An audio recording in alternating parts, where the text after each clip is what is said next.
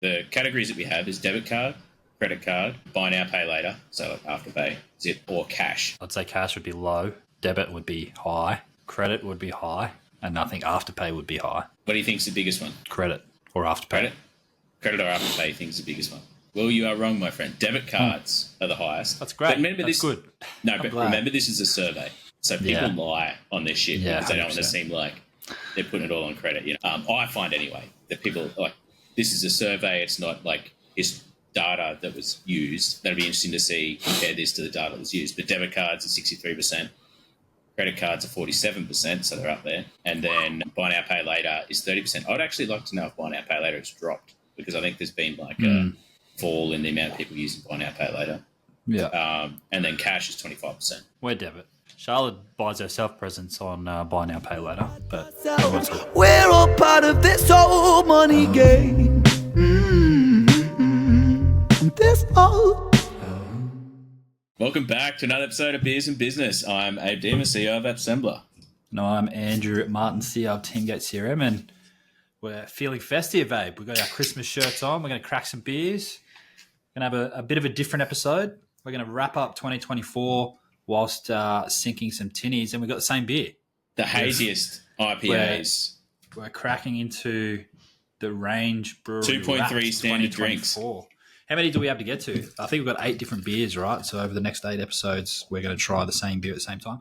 I think if I don't drink them over Christmas. I think a new rule, Abe, is we don't read the tasting notes and we explain it in our shit generic terms. And then we read the tasting notes. And actually try to explain what we're tasting here. And, I think what we should do we should take turns. As in 1 week you do it, next week I do it, so we don't copy each other.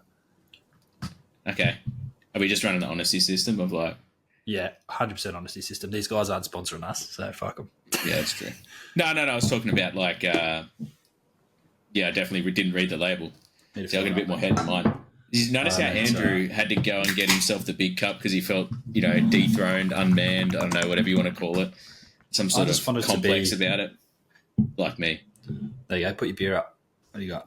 Mine looks way better. Oh, we got the same glass. I thought we had different glasses. No, we got the same. There's a lot more pressure now when I'm drinking it, knowing that I may have to explain it.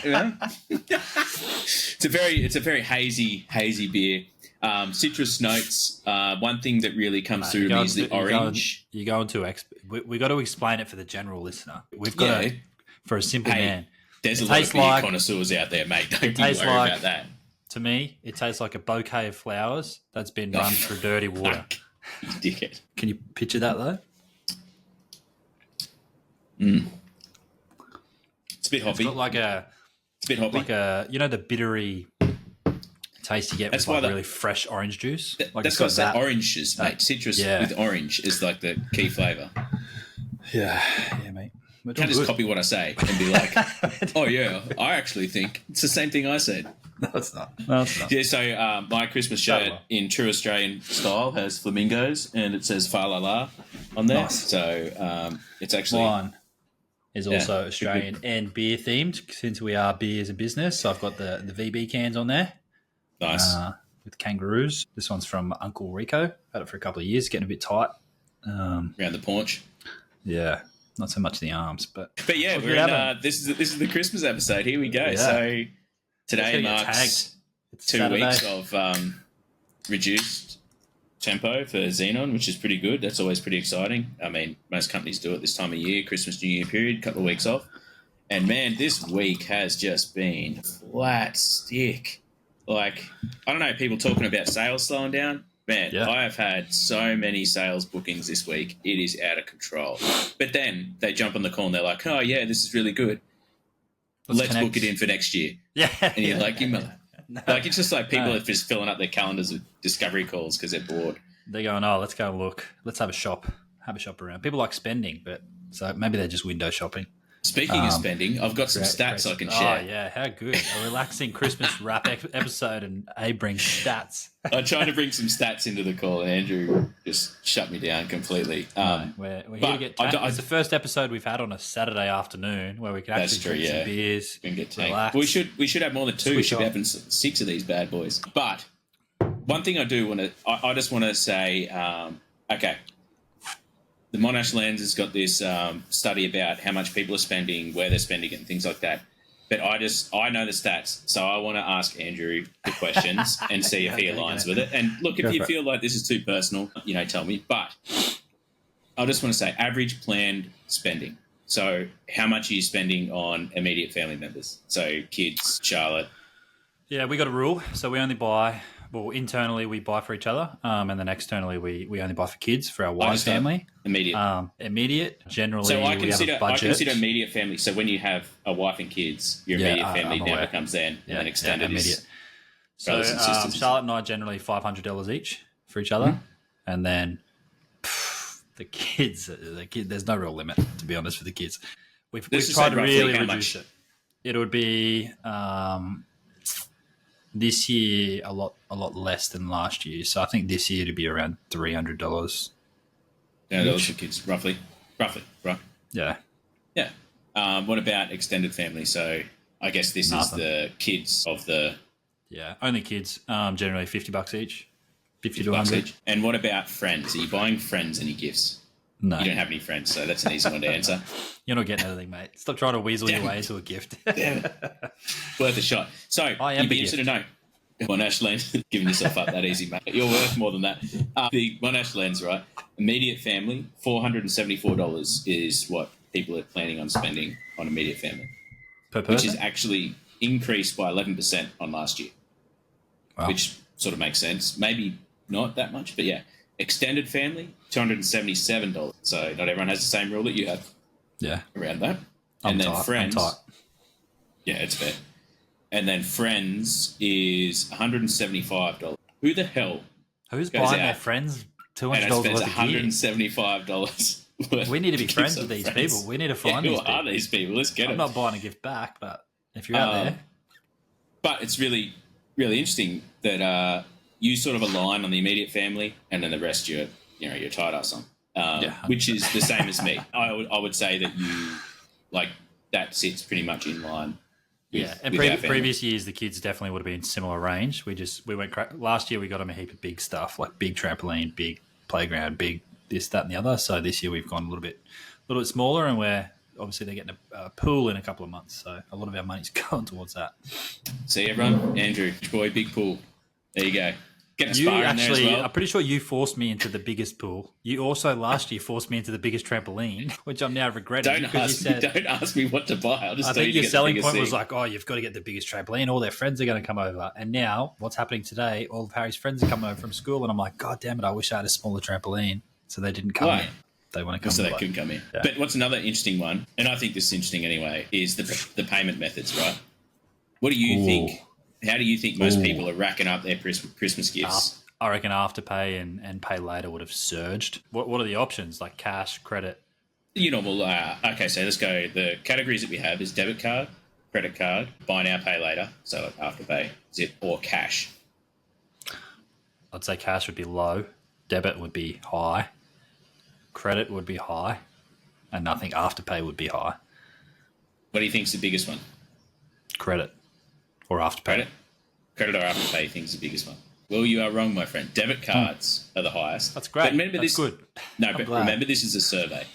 So people lie on this shit because they don't want to seem like they're putting it all on credit. I find anyway that people this is a survey. It's not like it's data that was used. That'd be interesting to see, compare this to the data that was used. But debit cards are 63%.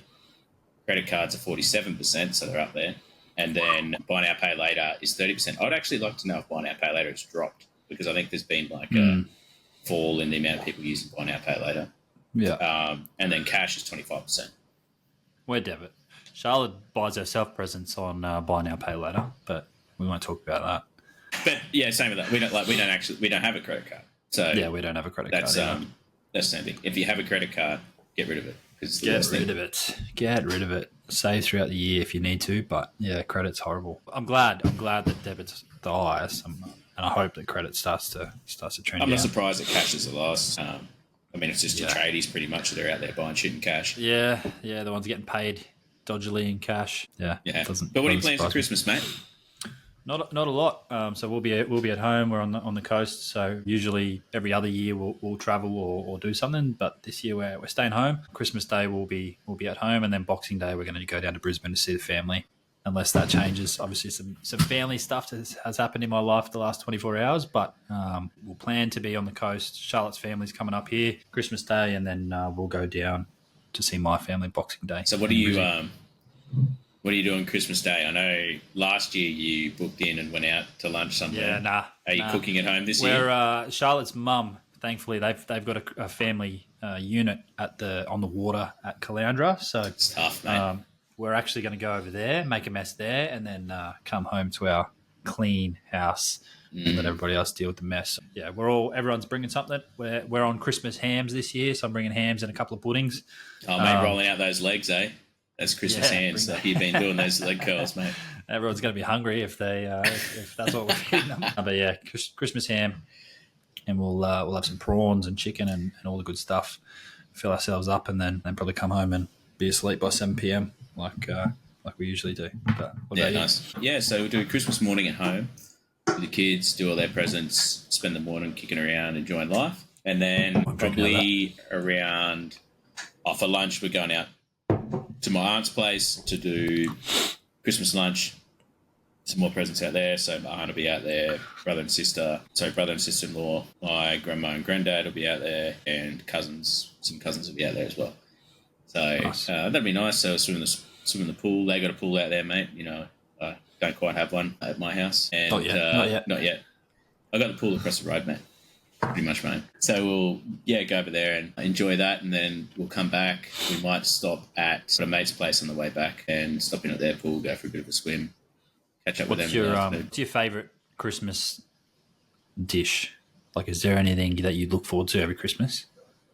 Yeah, dessert? Yeah. Food? Mine's a trifle. Oh, trifle. Alcohol in it? Doesn't really bother me if it has alcohol in it, but you have to make it out of the cheap ass jam rolls that you get from that Woolies or Coles. You know the jam swirl ones I'm talking about. Ones, yeah. Yeah, home brand ones. Lay at the bottom, and then your jelly, your custard, all the way through. Are you making it, or are you just something you enjoy eating? It's something I enjoy eating. I wouldn't want to make it because if I had it sitting around at home. You're telling other people to make it a certain way, but you're eating it. Look, if I had to make it, I would. But generally, like in our family, that's how it was always made. That was like the thing. Yeah, it's a tough one for what you look forward to most on Christmas Day. But I think it's probably the desserts more than anything else. Yeah, I don't usually have it. Caramel tart all day for me. Caramel tart. That's a weird Christmas one, mate. I know. My Did your family do caramel tarts all the time? Yeah. My great grandmother, who was an absolute saint, she had a little cookbook she passed on to me when she passed away, and it had all the secrets, all the family secrets in it. But she was the queen of desserts. She used to do lemon tarts, orange tarts, caramel tarts, everything from scratch. She was unreal. That's what I looked at every Christmas. All I'd remember is like looking forward to desserts because I'd want to see what Grandma made. Nice, mate. That's good. Caramel tart has never left. Are you making the caramel tart? No, no. I think my uncle's making it this year. Yeah, nice. So yeah, but there'll be one there for sure. Yeah, nice. That's good. Yeah, it's funny, isn't it? How everyone has like their little things. And do you do? So is it generally cold meat and salad, or like, because Christmas lunch, right? There's so many. There's like hot meat, hot veggies, cold meat, hot veggies, or meat and salad. Yeah, that people roll with. Usually it's your hams, but we'll still usually have hot chooks. We'll get them from, I think usually most Red Roosters are open on Christmas Day. Shout out Red Rooster. So generally a couple of hot chooks, and then it's mostly salads. So like sometimes my sister and brother-in-law do some potato bakes. But generally, it's your potato salads, your other salads, deviled eggs. Deviled eggs are a staple. Yeah, you got to have your deviled eggs. Yeah, I agree. Yeah, I think the prawns. So like Geordie's family does cold meat, hot veggies, and I love hot veggies. So I'm very partial to that. I'd love some hot veggies. Might have to cover Geordie's. But back in the day, we always used to do hot meat, hot veggies, and salad. Like everything would be on there, which was like pretty out of control. for the women of the house, like in there. Because trying to get it all ready. Back then, the men didn't know how to cook, apparently. Yeah, didn't know. Sure. Didn't know. They got told to get out of the kitchen. That's probably the biggest thing. Yeah, they go to walk in there and they just be like, get out. Just be because they'd start stealing prawns and stuff like that. In the way, yeah. Eating as you're making it all. So what's Charlotte getting you for Christmas, mate? Well, Charlotte is historically a terrible gift giver. So generally each year I will have to tell her something to buy me, or I will just buy it myself, get approval for the money expenditure and buy it myself. So this year I bought myself a new watch. So it's already here. What happened to your last watch, Andrew? I lost it. So I actually bought myself another watch about a month ago, and it was an Australian-made Garmin ripoff, which so is this a new terrible. One? I took it back, yeah. This is a new one. Garmin. I went back to Garmin. Yeah, nice. What'd you get? It's the Epix 2 Pro, so it was half price. And they ain't cheap now. Bargain. But very good golf watch, which, is my new sport now. So very good sports watch, but also has really, really good golf features. So I went with this one. Yeah, nice. That's good. Half price, can't beat it. And Charlotte knows what she's getting as well, so we're pretty useless. Hey, but that's the best way to do it. There's no point like surprising someone with a gift they don't want. Most years, it's just money. Here's money, go and spend it. And that's when I do my yearly clothes shop. I'll go and buy my clothes for the year on Boxing Day. Hey, I'll tell you what's the biggest reward? Gift cards. Yep. How they came up with this idea, of gift cards. Have you seen the variations now? If you go to Woolworths, there's some that have for him, for her, and it's got 5,000 shops on it. But what they do now, they never used to do, right? It used to be you just add however much to a gift card. Now you got to pay $10 for the gift card. On top of what you're spending. On top of what you're spending. So what? Let's say you buy a $500 gift card for me, you pay $510. No, they charge you for the card? Yeah. Oh, that's such a raw day. Not everywhere, but the ones at Woolworths, those ones, 100%. There's a fee that comes with it. We only know that because we bought it. Just give them $500 cash. Yeah, just give them cash. If they blow it on the pokies, at least they had a good time. I was looking at doing it for two of my European employees, getting them a gift card because Amazon doesn't work where they live. So I was like, okay, I'll look at different gift cards, and I was like, I'm just going to give them cash. It's easier. So I just sent them cash. Yeah, absolutely. Yeah, since you asked, I actually don't know what I'm getting for Christmas just yet. Geordie keeps asking me what I want. Is there anything you want? Geordie won't see this until after Christmas. Yeah. So. Yeah, I don't know. I really want some short jorts for the gym. Yeah, get some PTI red. Maybe some Pit Vipers or something. I don't know, dude. I just have zero idea what I want. I don't really. Pretty simple guy, right? You've got a Garmin, right? You've already got a Garmin. I got my Garmin for free, so the price is right on that. Yeah, perfect. I don't know, mate. I don't know. Just a good attitude. Yeah, maybe some attitude on Christmas. Maybe some protein or something, so you can bulk up a bit. Yeah, a bit skinny. I don't actually take any protein. Funny story. There you go. You should. Yeah. Don't want to get roasted in the comments of talking about the gym too much, you fucking loser.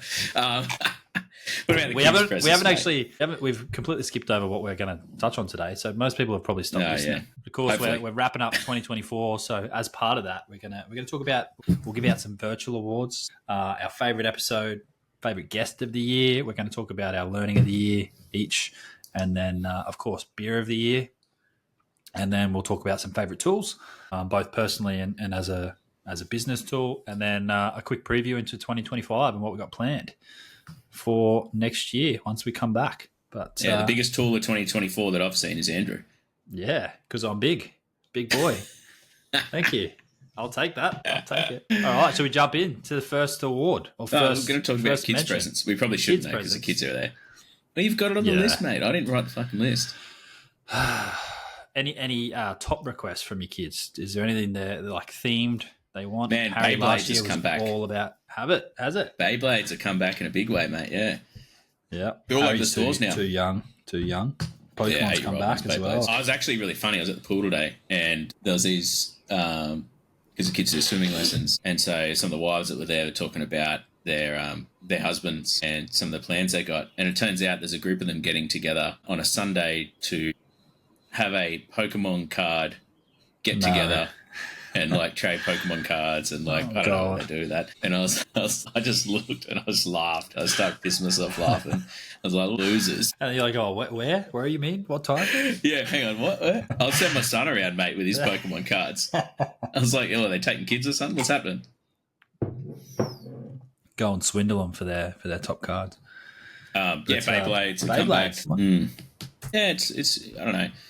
My youngest, Wyatt, he just wants cars. Weston's like Beyblades and BMX is a nice thing. I don't really know. She just sort of wants toys, never know with girls, stuffed toys and drawing stuff and things like that.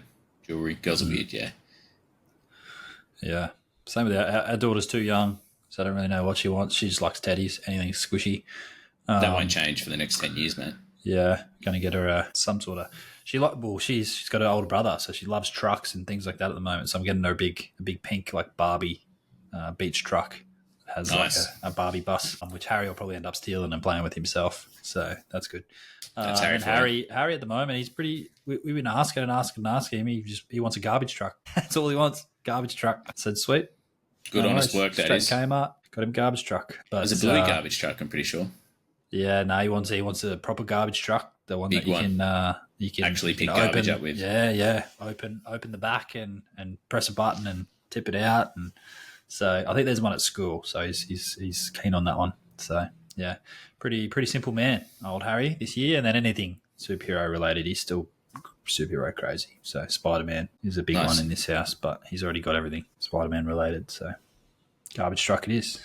Sweet. Harry sorted. All right, let's get into it and let's talk about our favourite episode of the year. And there's a few different categories here. So let's look at our personal highlights. So which episode we got the most out of, or which one we thought was the highlight of our year. So Andrew, you can go first with this one, mate.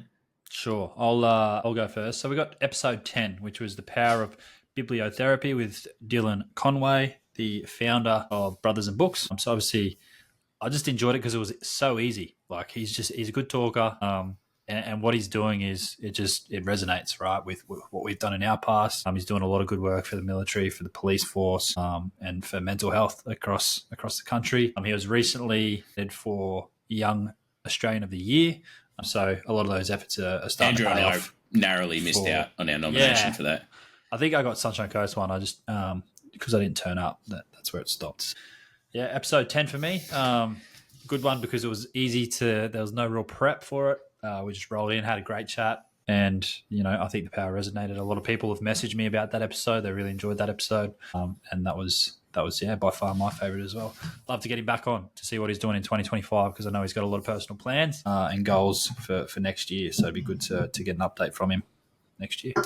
Yeah, and I think there's some really cool things that he's doing, and I think it's like an ever-evolving space that he's in. So I think that'd be pretty cool to get him back on. Absolutely right. Now, what's yours? Because I've got some personal questions about this, so I want you to reveal what your favorite episode is, Abe. Yeah, so my favourite episode was episode 25 with Paul Lynch, and the reason it was my favourite was because Andrew wasn't there. Interesting. My favourite episode because Andrew wasn't there. No, I actually thought that was a really, really good episode especially for people who are young SaaS, or not even young, just SaaS founders or getting started in SaaS, or really any business, because Paul brings that dude, if you listen to the podcast, he has been through it all. Like selling whiskey in Africa. They're traveling around Africa in a car selling whiskey to people. Crazy stories. He was in PNG for a while selling whiskey. Like he's been to literally some of the spots with corners probably of the world. the biggest danger and threat to people. I've been to PNG, you've been to PNG as well, haven't you? And literally you get picked up from the airport and you have security guards taking you from the airport to wherever you're going. And that's for everyone because kidnapping and things like that is so high. Selling whiskey and then going back to Ireland and selling telecommunications, being at the forefront of that. And man, his story is just insane about how he got into it and just the amount of businesses that he's seen and seen the problems that they have within him. And he says it all pretty much stems back to profitability. People overextend. And he said it's a real problem this VC world is that people get encouraged to overextend and find themselves in these big holes. And it's like, well, if you just bootstrapped, maintained profitability, you would have grown slower, but you would have had a much better time, much more control over your business. And like, would you have been as successful? Maybe, maybe not. But at the end of the day, you're not now looking for a fire sale buyout because you're out of runway. Yeah. And I've got a bone to pick with our listeners about that episode as well, but we'll get to that in a couple of points. Favorite guest? Who's your favorite guest, Abe? Ooh. Can't be Paul Lynch because he's your favorite episode. So. No, mine is actually Mitch from Zeus Electrical. And nice. I say that because partly because he was our... It's going to get even bigger. Yeah, no, it's already big enough. But I say that because he was our first guest, which is great to kickstart that off. But it was... I feel like it was a bare bones insight into what it took for him to start his own business from where he was, like accepted a lot of risk with his family, everything like that, to move on and start his own business. But I felt like it was a raw look at what it takes. And I don't think you get that very often, where it's like, hey, it sucks, it's hard, and sometimes it's scary. I think it resonated with people as well because a lot of other people are doing it, right? He the way he did it with sort of 1 foot in, 1 foot out was the same as other guests we've had on that moved into a similar space. Yeah, good old Mitch. We have to get him back on as well because, as we said in that episode, he has done a lot of cool things on socials, things that we could learn about in regards to even our podcast audience and how we engage them better on social media and things like that. So, we'll get Mitch TikTok. back on in 2025. TikTok. What about you, mate? Mine is I couldn't go with Dylan. Dylan Conway came second. Sorry, mate. But mine was Savan from Alexander Spencer. And Savan is my favorite guest because he was the one that got me into a podcast. He hosted me on my first ever podcast appearance, made it really, really easy. And then he was graceful enough to return the favor when we asked him to come on ours. So obviously a very easy, laid-back guy to talk to, achieving some massive things down in Melbourne with his firm. I know that he just, they did an office redesign. He caught up with some of his ex-graduates recently that were accountants for him as juniors that have gone out and done their own thing. And, if an ex-employee is coming and popping in to have beers with you, generally, you're doing the right thing. You're decent enough bloke. Hey, I think, look, if you're down in Victoria and you need some sort of accountant, like, just due to his whole personality and how he interacts and his knowledge around the space, you got to go and see Savan. Like, I don't care who else, is out there. Like, that dude is a really, really great personality, knows his stuff, and talking to him, like, not even inside the podcast, but outside the podcast, just a really genuine guy. And I feel like in that sort of space, it can be difficult to find such genuine people who are so intelligent, knowledgeable around the space. So I absolutely, like, if you're in the market for it, go and see Savan. For sure. All right. What about the listeners? So the listeners pick, and we've gone off the analytics on the back end. So we've looked at our Spotify accounts and our YouTube accounts, and the top episode visually on YouTube, hurts my feelings, was episode 25 with Paul Lynch. So for my listeners out there, let us know in the comments. But remember, unless did Paul win the audio version as well? Because no. Okay, so just a video. So maybe you got a head for radio. I've got a head for radio, mate. That's why people aren't clicking on it when they see my head. I get it. So next year we're just going to do audio. But episode. You can't deny the listeners, this great face here, mate.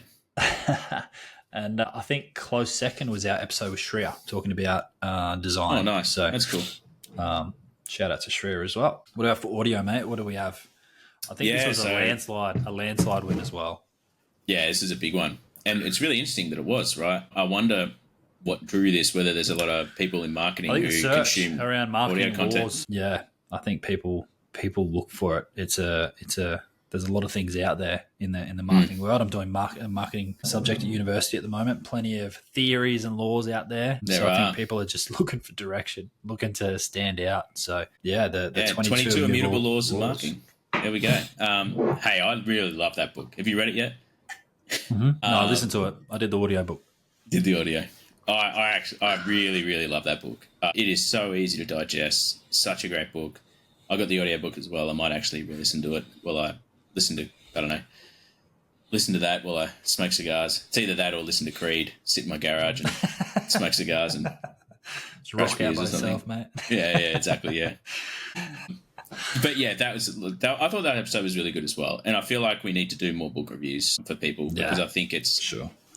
It gives people an insight into what's out there as far as the books that we read. I think is the big one. Like I'm reading The Power Law at the moment, which is really interesting about VCs and things like that.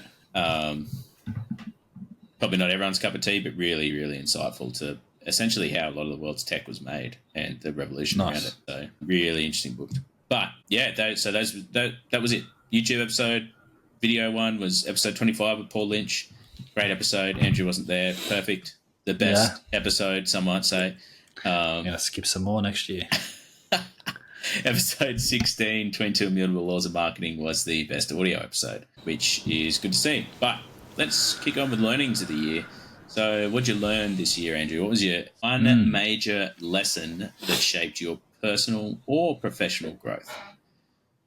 Yeah, so I think the biggest one was around testing, just because it played such a big part of my year with Teamgate. I'm trying to grow and trying to break into different segments and things like that. So yeah, I think we spoke most about it in episode 17. But yeah, definitely the importance of testing and how to test rapidly. And one learning I learned probably in my in the professional space was around, you don't always need a yes. When you're testing, a fast no is just as good as a yes. So if you're testing a new ICP, getting a fast failure is and just clear as good. no, failure is just as good as a pass, because it means, all right, let's stop wasting time there. Let's move on. So that was probably the biggest one. And I think shout out to one of the guys we work, James. One of his goals he put around me for the year was fail X amount of tests. So it wasn't around passing it. It was go and test rapidly and fail X amount of tests. So it took the pressure off, trying to have the perfect test that we passed. And it was like, all right, let's test this. All right, fail, move on. Let's test this, fail, move on. And we saw some massive revenue increases in Teamgate, and we found some new marketing channels. Reddit was revolutionizing for us. Not even a word, but that became a very viable new channel for us for generating new paying customers. So, and that all came from testing. Shh, don't tell anyone. Yeah, stay off Reddit. Reddit sucks. You won't book any demos. We shared this with some of our colleagues in other businesses, and now they're all on Reddit. I'm competing with them. So just shit posting though. That's the worst bit. Yeah, just everywhere, posting everywhere. But my one was actually around Paul Lynch's and profitability's levers to achieve it. And this sort of links in because that episode with Paul Lynch was really, really good, and you could see by how engaged I was asking questions and things like that. But also by reading this book, I know I talked about it like heaps in this podcast, but The Power Law. But probably because I'm reading it now, I've got this bias towards it. Bias. Recency bias. Recency bias. But what I would say is that having that talk with Paul Lynch about profitability and understanding that, and then talking about, and then reading that book about how VCs and institutional investors, how they changed the business dynamic, where no longer was it about creating a company that can stand on its own 2 feet and earn profit. It was just about create this idea and get someone to buy it, which is crazy, right? Like the guy who invented the network cabling, so the Cat5 cabling, the bloke who invented that sort of hardware and tech and wanted to take it further, which highly successful in the end, but went around and talked to all the VC investors and then figured out what they wanted to hear. And then so he went around, learned what they wanted to hear, told them what they wanted to hear, but he had a goal in mind. So they all offered, I think it was like $13 a share or something like that. He wanted $20 a share for the investment. So he wanted to raise like a massive round. So he went around, asked them all a heap of questions, figured out what they wanted, and then went around again and gave them like a spiel about his new business and how it's exactly what they want and blah, blah, blah. And brought someone in for operations who met, who fit the bill for exactly what VCs were looking for a good organization. And then when he didn't get his $20 a share, went to the East Coast and went over the East Coast, got his $20 a share, but then they kept saying he figured out the and then points of the contract. It's but we want a VC from the West Coast to be in on this. okay, got a VC from the West Coast saying, no, we actually want like a big VC, like one of these ones. Okay, and then had to try and get that. So he had this whole thing and realised it was going to drag out. Went back and, got the valuation of close to like 14 or 15, not what he wanted with the 20. But the point is it was all geared towards playing the system as opposed to creating a business that's actually good. And I feel like that's a big part of VC is like how you pitch. You saw at the AI conference, right? Everyone's pitching these AI products that aren't really AI, but it's what VCs want to hear. So they're just aiming to get that quick money injection, right? Yeah, 100%. And we see it all the time as well. Is like a big thing is like I ask people like, why do you use Salesforce? Like biggest CRM in the world. It's not that great. It's super expensive. And they're like, oh, well, it's what VC firms want to see. Like when I go to sell, it helps if it's on Salesforce. It's like, just blows my mind. But it's all geared around securing funding or eventually getting to a sale, which I understand. But yeah, I think if people were focused on problem solving or solving pains and building a good business around that or a good product around that, then they're going to get to a similar end state. They'll get the funding. That it's just a different path to get to it, right? Yeah, exactly. Yeah. And I think it's almost like trying to take a shortcut in there, right, to get to that point. All right. My favourite, what I've been looking forward to the most, beer of the year. So this is probably the biggest award to hand out, to be honest. For sure. We'll have to get a trophy. And once we get a sponsorship, we'll send it. But until then, you're not getting anything. We will give you a logo to put on your website.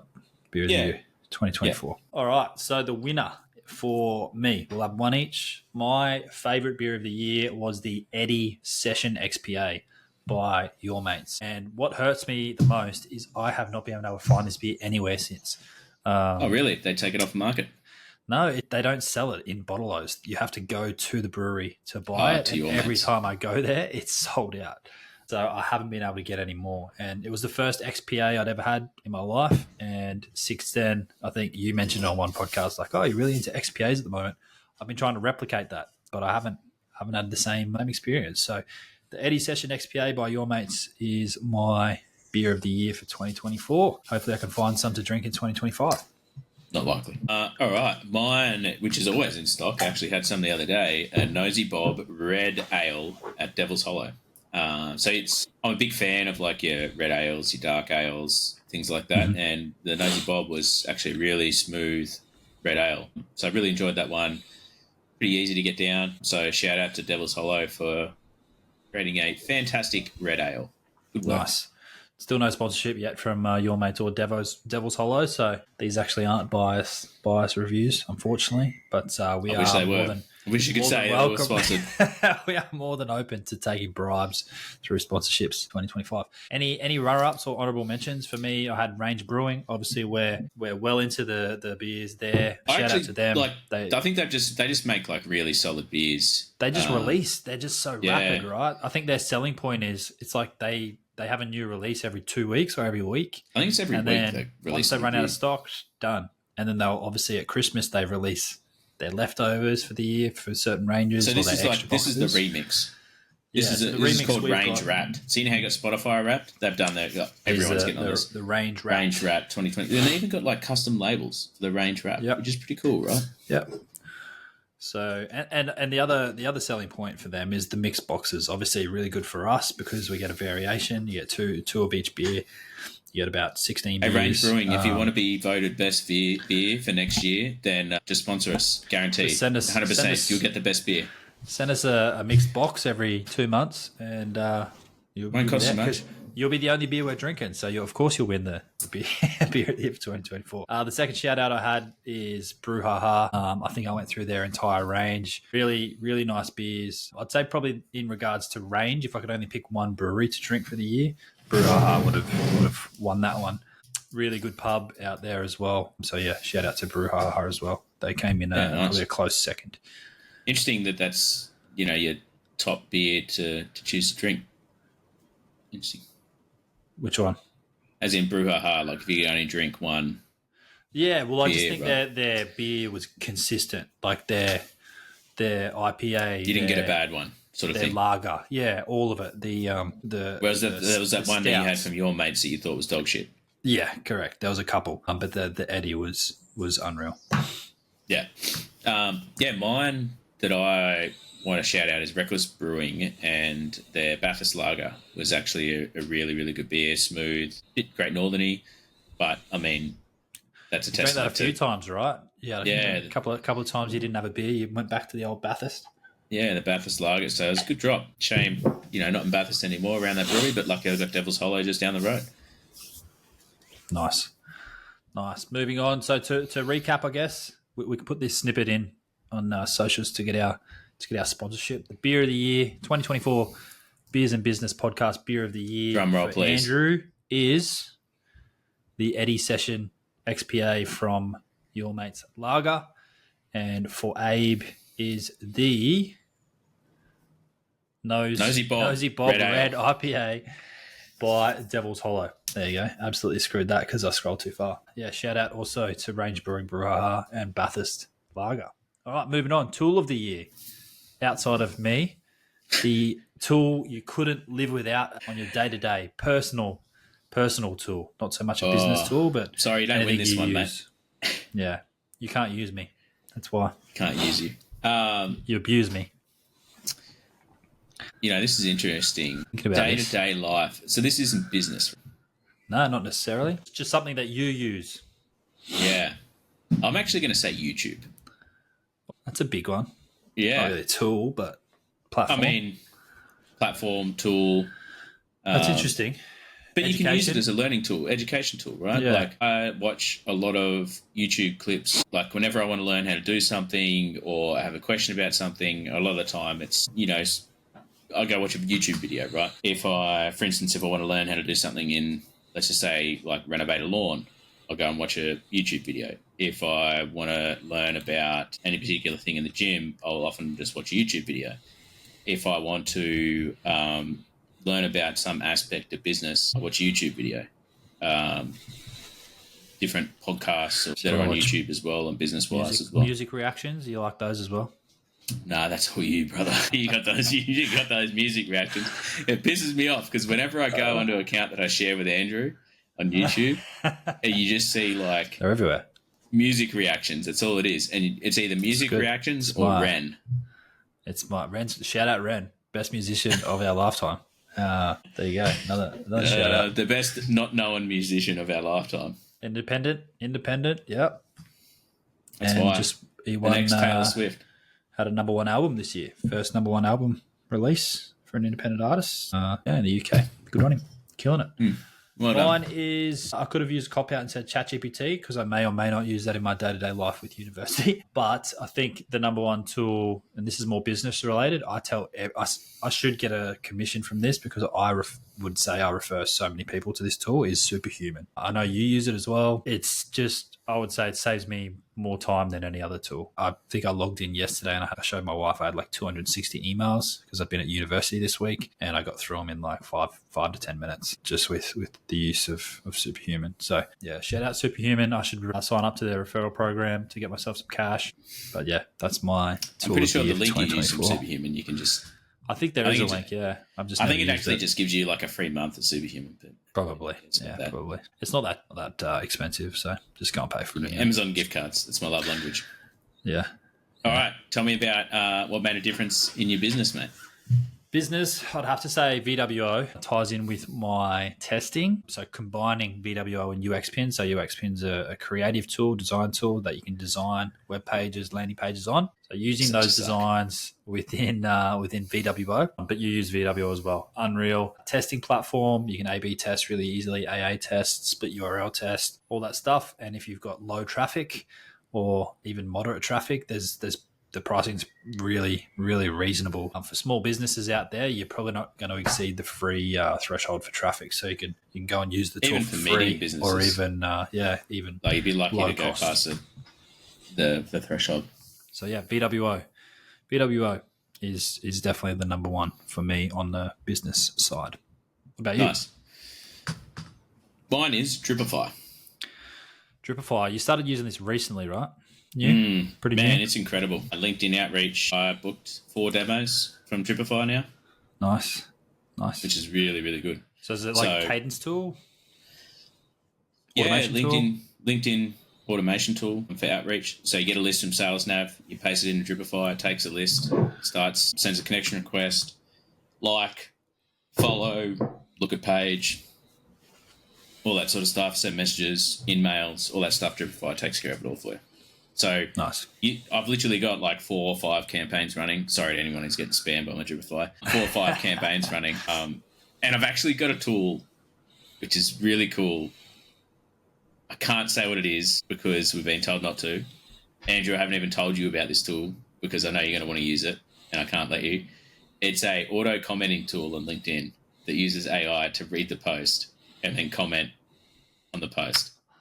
I spoke to someone who was a founder of a similar tool, but it wasn't as easy as that. It would give you a recommended comment, but you would have to slightly modify it and then paste it, so it wasn't automated. This is like you launch it, you have a search query. So you know how you search for you posts. Can't talk about it because LinkedIn will shut it down, or because it's like in alpha. Okay. Yeah, so he's like, I don't want people to start using it just yet. He wants feedback and stuff like that. But man, when I can tell you about it, like this thing's going to kill LinkedIn. It's going to make LinkedIn like just a complete cesspit of people auto-commenting with AI. Right. But he needs to expand it, go vertical for Reddit and things like that. Oh, 100%. But the problem is with Reddit is that people are just downvote and kicked you out of communities. There's no such thing on LinkedIn at the moment. But yeah, this tool is really, really cool and I've got so much engagement from using it. You just open it up and you let it run for like an hour or two and it'll just go through and like you just put in the search parameters that you want it to comment on and it'll start commenting on posts. It's great. Nice. I've got like connection requests. Can you get me out to the alpha? That'd be great. I can test it. Yeah, let's see how we go. But yeah, great tool. But yeah, I think like Dripify, really, really good. The tool that I'm using for auto commenting is really, really good as well. But yeah, got some demos booked from Dripify, which is more than I've previously been able to get from LinkedIn. Nice. Oh, and I'm going to have to check that out. I've got some plans to do some stuff on LinkedIn next year. So Dripify, keep that one in running through that, mate. Send me a referral link. Get yourself some commission. Yeah. There you go. Yeah, buddy. Good commission. All right. I'll put my referral link in the comments of Dripify. Yeah, anybody else can sign up as well. And TeamGate has a referral program if anyone wants it. 100% MRR. Shout out. Cool. 2024, we've wrapped Beer of the Year, episodes of the year, tools of the year. So let's cast our eyes forward to 2025. And of course, we have massive plans for the podcast. Obviously, we're aiming to take out Mr. Joe Rogan in the next 27 years. So what's coming in the near future? What do you want to talk about? New segments, formats, focus areas.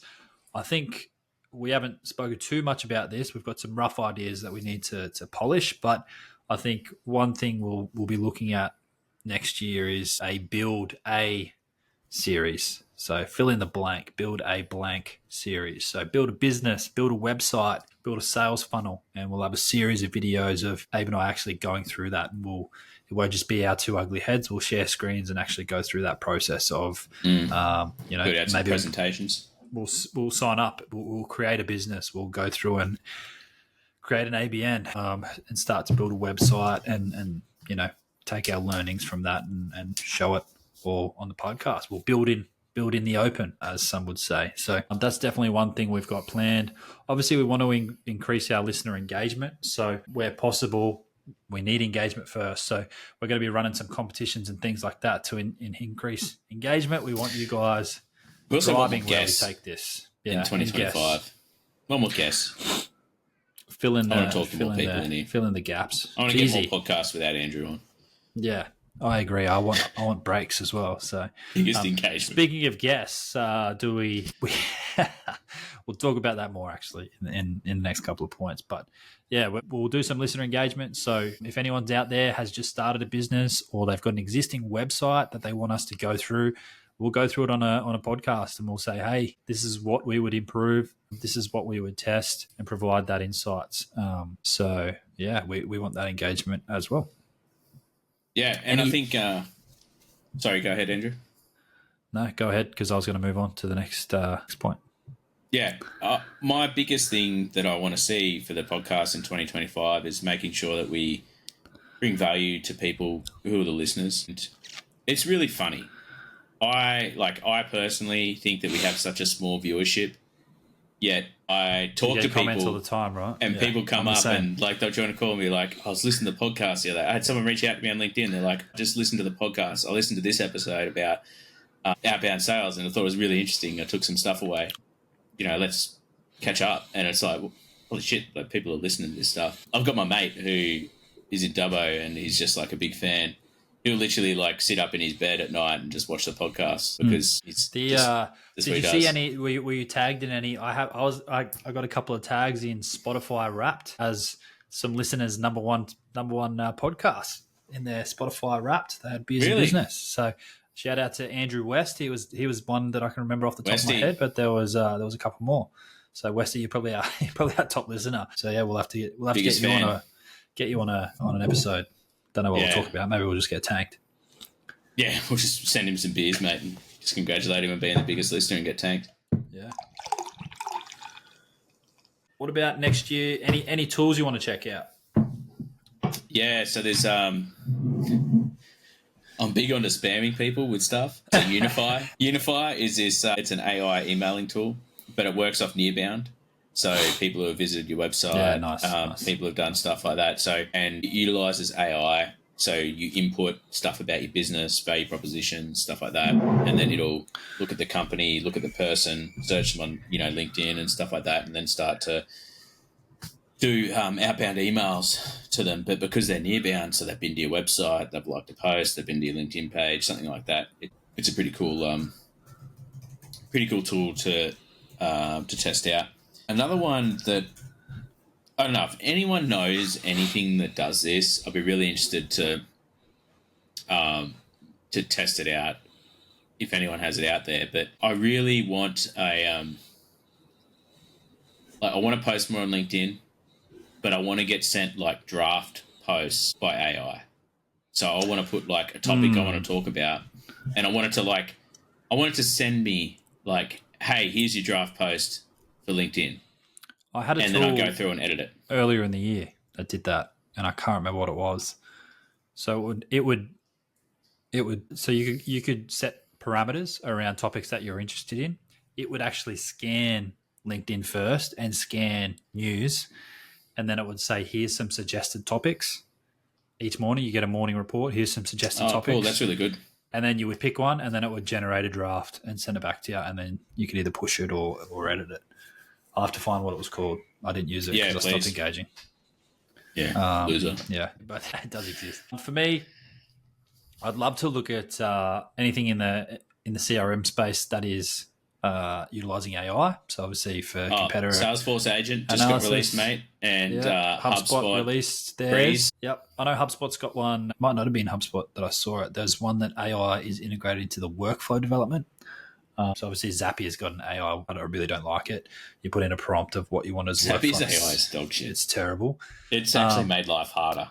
But HubSpot's isn't that from what I saw. It was like, step one is a lead comes into the funnel, then it pushes through AI. So AI does an analysis, then step two, then pushes through AI, step three. So it's interesting how the AI is integrated there. AI's tools in design, so Bolt and a few others were recently released that have just gone through the roof. I know a lot of people are using that. So I'm just going to start to explore anything like that. Anything that you could rapidly design websites, deploy websites, edit websites. I know UX Pin's got a new offering called Merge. So anything I can look at there as well.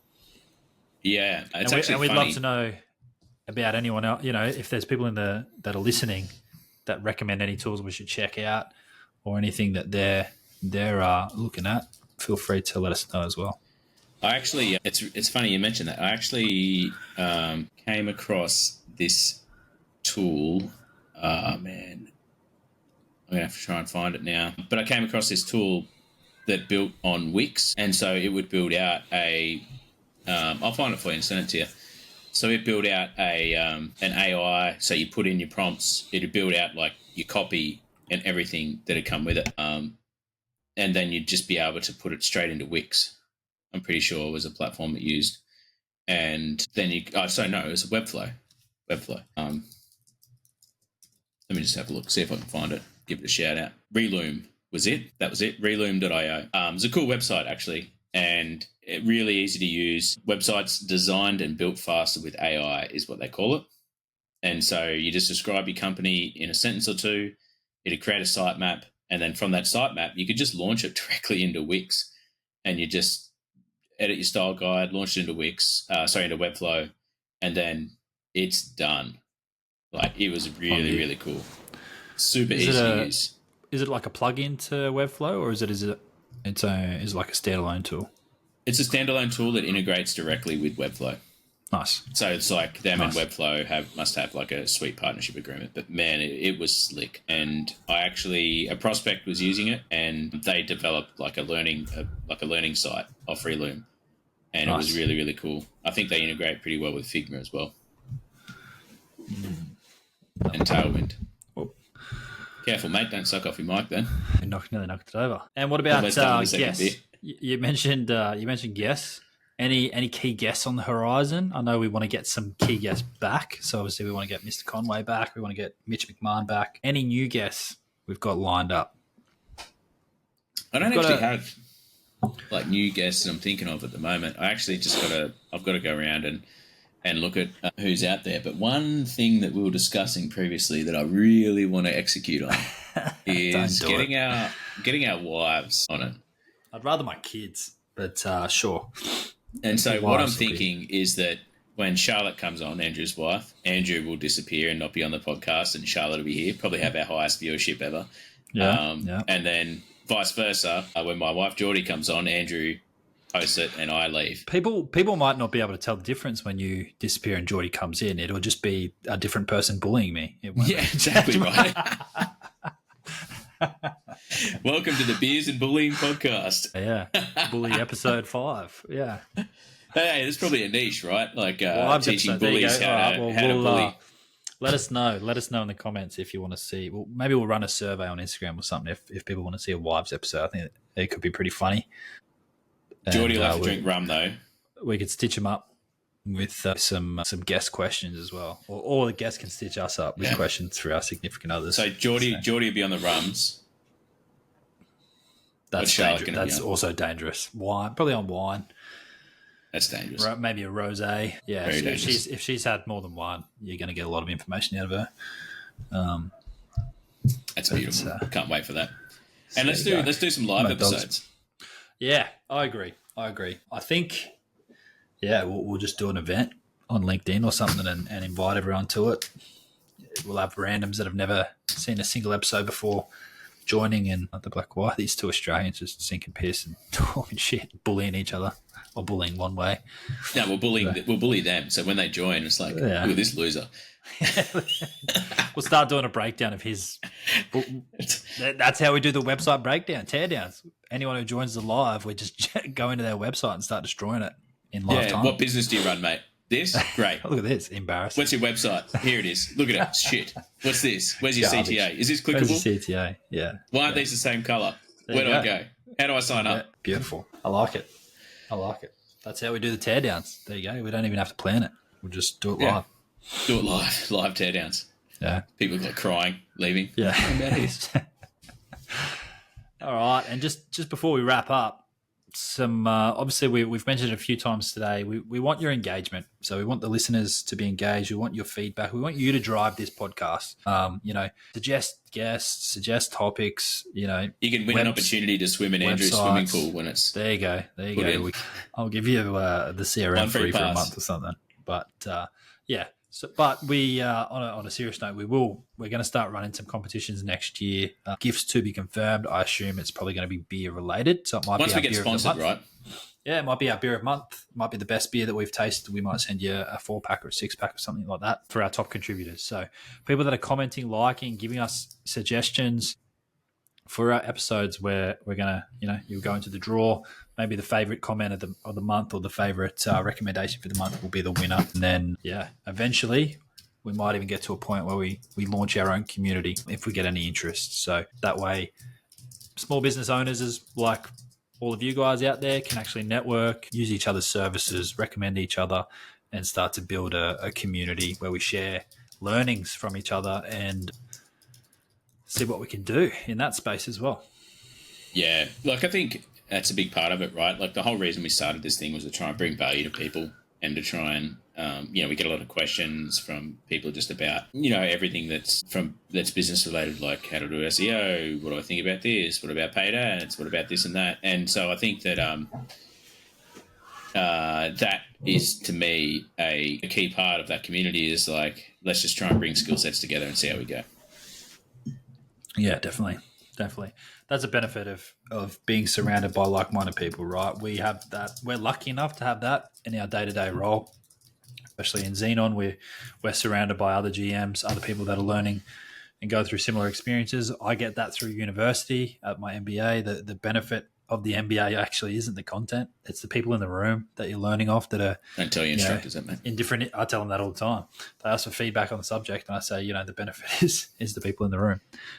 Networking and learning from someone who's going through something completely different or something similar in a different industry. So, yeah, we want to create that with our audience. So get involved. Yeah, absolutely. All right, cool. Well, let's wrap this up because Andrew's got a whole bunch of kids that are going to be on his extra large trampoline. Backyard. I'm looking right now. I can hear my dogs barking. I'm like, I thought my wife would maybe put them away, but clearly not. That's a you job, mate. That's a you job. Can't wait to have Charlotte on the pod talk about Holly the stuff. Talk about how much her husband does. We'll bully you from a distance. We'll talk about Tony Robbins and how great he is. Yeah. See how that goes. I know, always good. She posted some sort of like classic Charlotte inspirational post the other day, and I was like, this sounds like a Tony Robbins quote. Yeah. I think she deleted it after that. Yeah, she probably just blocked you. She didn't delete it. All right. So, look, as I said before, Andrew and I started this podcast with just the idea of like helping people, figuring out, a way to reach a broad audience. We've had some messages from people throughout the year where they've said, wow, this is really good. I don't know. There's just some people that just said that they were looking at starting their own thing and hearing some of the tips, the podcast of Mitch, and the podcast of Andrew and I just talking about the different business aspects. It gives them the faith in themselves and some of the knowledge that they need to go forward and start that business. And I think that's a really important thing. And I actually think one thing in Australia that's really missing is that, like, we got a lot of tradies that start businesses. We got a lot of random startups that come in, but I just don't think there's like a really good community that's around people and giving them the faith to start a community. Like, there's one thing that I've noticed working with Americans is that they've got a very like start your own business mindset. Majority of them, it's really funny. Like, you talk to people who work in like big companies and have great jobs, and they're like, I've got a side hustle. I'm trying to get off the ground, and I'm trying to start this business for me long term. Everyone in America wants to start their own business, and it's like it's the few and far between in Australia that feel the same way. And I feel like we have a really intelligent population in Australia that majority of the time is wasted and could do great things if we had the tools and resources to go forward and do it. So hopefully this goes a little bit of the way anyway to try and bring that to the front. Yeah. And you and I, mainly me, get down sometimes like you feel like there's no one listening, and it's like this is we spend a lot of time getting on and speaking. I just like hearing my own voice. You do, but we're also both very, very busy people. So to spend 90 minutes a week doing a podcast, sometimes you're like, oh, if no one's listening, is it really worth it? But then when you get those comments and that engagement and people messaging you saying, hey, I had imposter syndrome and I just listened to the episode where you guys spoke about it and it really helped, makes it worth it. So we love that engagement. Like we said, we're trying to build that community. We're trying to help where we can, but we need you to drive the ship. Where do we take it next? And how do we help and get the most out of this? So obviously, thank you for everyone that did listen this year. We hope you enjoyed it. We'd love to hear your feedback of the year. What were your favorite episodes? What episodes did you hate? What tools are you looking forward to testing? Is there anything we should test next year? Is there any guests that we should have on? And with that, I think we close it with a cheers to 2024 and looking forward to 2025. Good business and some more great beer. I just want to have a quick shout out to Andrew though, from being a sheltered in hermit to being on a podcast and actually talking. Remember when we had our first podcast where Andrew would say like 3 words and I'd speak the majority of the time? Now Andrew's like opening and closing stuff. It's great. I'd say like 6 words. Takes the burden off me. So cheers to everyone for listening. Cheers to Andrew. This is heavy. Get into it. I'm not finishing this. I feel like when it's hot, it's a bit much, right? Like poolside. When you call this poolside, yeah, give me a VB over this to drink poolside, because a VB, if it's hot or cold, the taste doesn't matter. Yeah, something lighter. Yeah, it's very heavy. Like when it's cold, when it's crisp and cold, it's nice. But as soon as it gets warm, it's like it's a very thick. The thickness is real. Is that number 1 or number 2 for you? It's number. I'll finish both of them. Yeah. Oh, big boy, need to be tanked. Already am tanked. I'm ready to go. All right, like and subscribe, guys. We'll see you next year. Yeah. Cheers, everyone. Have a great Christmas and a great New Year. And we'll see you in 2025 for more great beers and business podcasts. Let's go. Peace.